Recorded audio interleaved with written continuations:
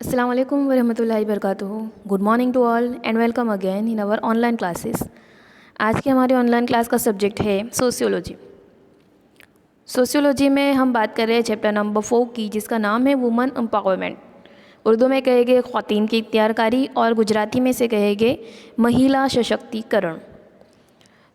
सबसे पहले तो आपको महिला सशक्तिकरण, ख़वातीन की इख्तियारकारी का जो कॉन्सेप्ट है वो समझ में आना चाहिए। अगेन मैं एक बार रिपीट कर देती हूँ। सिंपल इसका मतलब है कि ख़वातीन की इख्तियारकारी यानी कि इख्तियार का मतलब होता है हक़, आज़ादी का हक़, फ़ैसले हासिल करने का हक़, फ़ैसले लेने का हक़।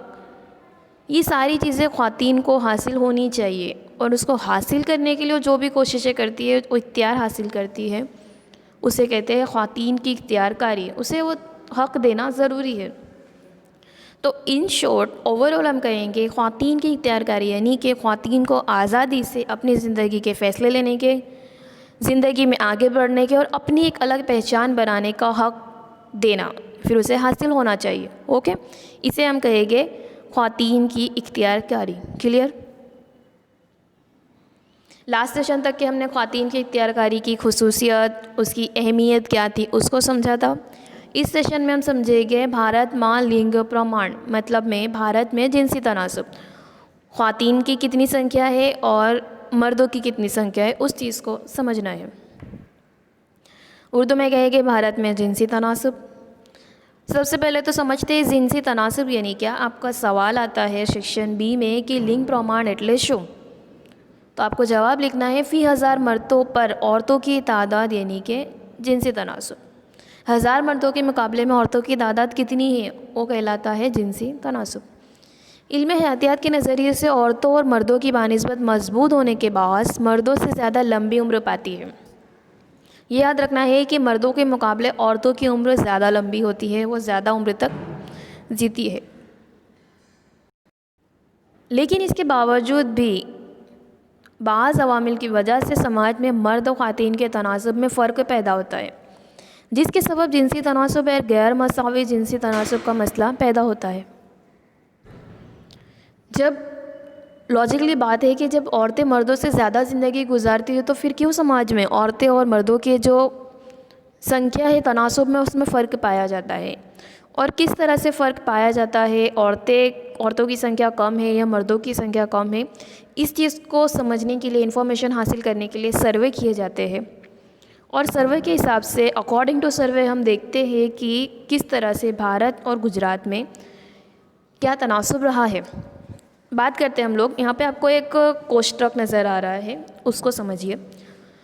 एक साइड है साल, फिर है जिनसी तनासब भारत में और जिनसी तनासब गुजरात में। तो 1901 में जो सर्वे हुए उसके मुताबिक अगर हम बात करें भारत में, तो भारत में 972 औरतों की संख्या थी। मतलब मर्दों के मुकाबले में औरतों की संख्या कितनी थी, उस बात को यहाँ पे बताया गया है।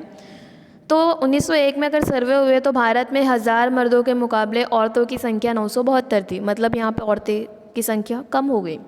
और अगर हम पर्टिकुलर गुजरात की बात करें तो गुजरात में भी 1000 मर्दों के मुकाबले में औरतों की संख्या 954 थी। तो यहाँ पर भी औरतों की संख्या कम हो गई।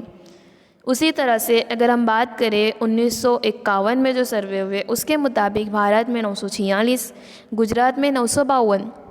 2011 की बात करें तो 2011 में 940 हज़ार मर्दों के मुकाबले में औरतें 940 थे।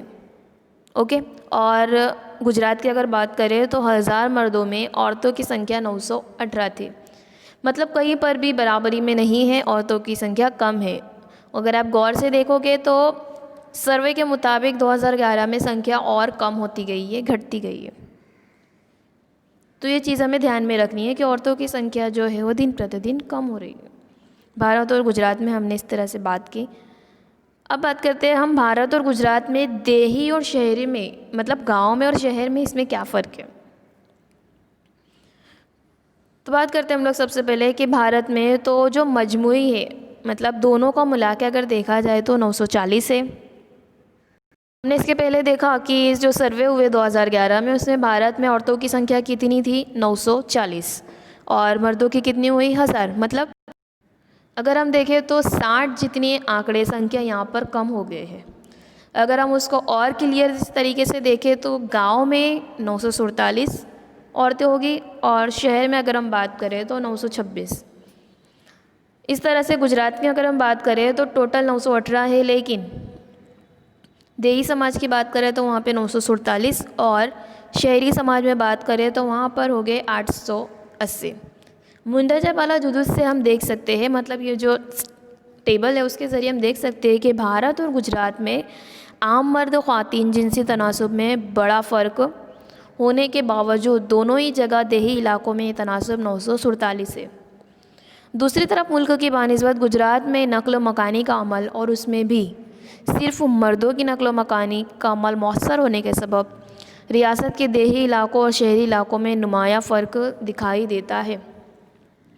अज़ीज़ तुलबा, हमने भारत और गुजरात में फ़ी हज़ार मर्द के बिलमुकाबिल औरतों का तनासब देखा।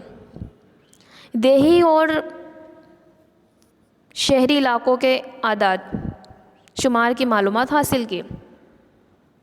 आइए इस चीज़ को हम और सही तरीके से समझते हैं। अगर देखा जाए तो भारत के मुख्तलिफ़ रियासतों में मर्द और ख़वातीन के दरमियान बढ़ता और घटता हुआ तनासुब समाज में जिनसी तनासुब की गैर मसावी कैफियत पैदा करता है। ये जो जितने भी आंकड़े हमने देखे वो हमें क्या ज़ाहिर करता है, यही कि मर्दों की तादाद ज़्यादा है, औरतों की तादाद कम है। जिसके लिए कौन कौन सी चीज़ें ज़िम्मेदार है, तो कुदरती हयातियाती अवामिल, नक़्ल मकानी, ख़वातीन के तय समाजी तहज़ीबी नुक्ते नज़र, ये सारी चीज़ें ज़िम्मेदार हैं।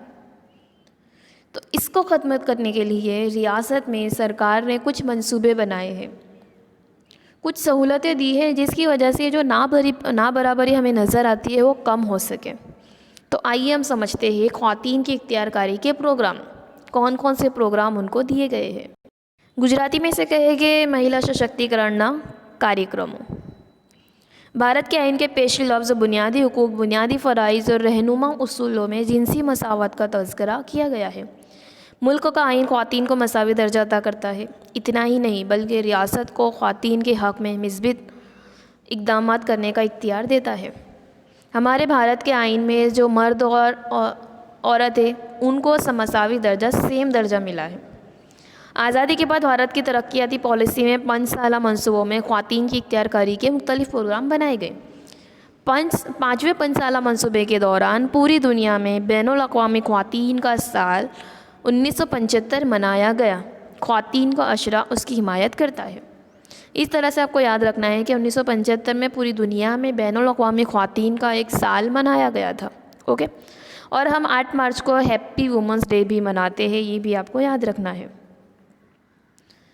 अब सरकार ने महिलाओं के लिए ख़वातीन की इख्तियारकारी हासिल हो, इसके लिए तालीमी, इक़्तिसादी बहुत सारे प्रोग्राम बनाए हैं, उसको हम समझते हैं। पहला है तालीमी प्रोग्राम, शैक्षणिक कार्य। गांधी जी ने कहा था कि अगर आप एक लड़के को तालीम देते हो तब आप सिर्फ़ एक फ़र्द को तालीम देते हो, लेकिन अगर आप एक लड़की को तालीम देते हो तो आप मुकम्मल ख़ानदान को तालीम देते हो। ये चीज़ें हम खुद भी एक्सपीरियंस रियलाइज़ करते ही हमारे सामने, हमारे सोसाइटी में हमें चीज़ नज़र आती है कि अगर आप एक फ़र्द को तालीम देते हो, एक लड़के को तालीम देते हो, तो वो सिर्फ़ उस लड़के के लिए वो सीमित होती है।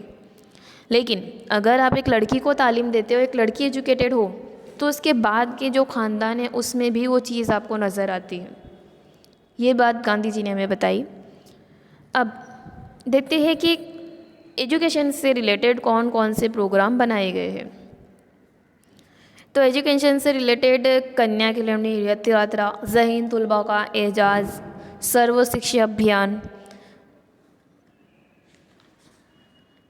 शाला लोकार्पण, साइकिलों की तकसीम, अनाज की तकसीम, ये जो भी मैंने कार्यक्रम बताए वो लड़कियों को आगे बढ़ने के लिए, एजुकेशन में आगे बढ़ सके, इसलिए ये सारी चीज़ें दी गई हैं।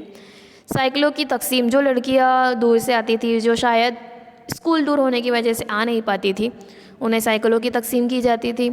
अनाज की तकसीम की जाती थी।